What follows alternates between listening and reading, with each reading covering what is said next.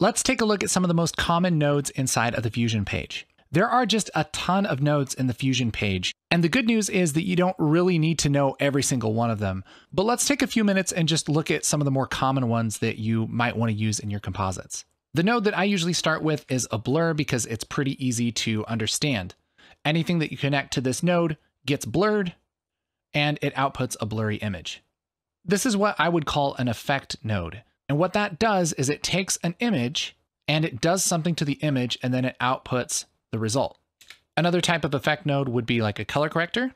I can take this color corrector, and this time instead of putting it here and then connecting it, I can drop this on this line when it turns blue and it will connect it for me.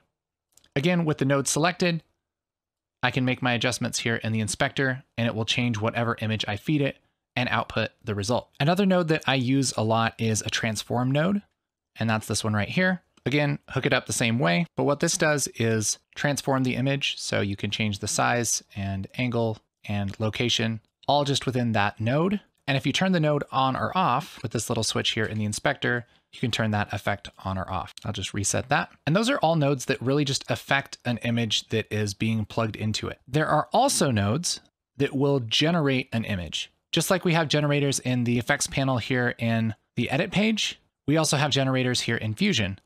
And so we can do something like generate a background. And you'll notice this doesn't have a yellow input. And that's because you don't really connect things to a background. It just makes its own image. And when we select the background, we can change the color and it generates that kind of background. Same thing happens with text. If I grab this T and bring that over, connect this to our media out, I can type text here and it generates text. There are a few more different kinds of nodes which we'll get into later, but you can start playing around by just kind of grabbing icons from the left side of this toolbar and dragging them down and see how they link together. You can even link a bunch of them together like a blur and then color and then media out.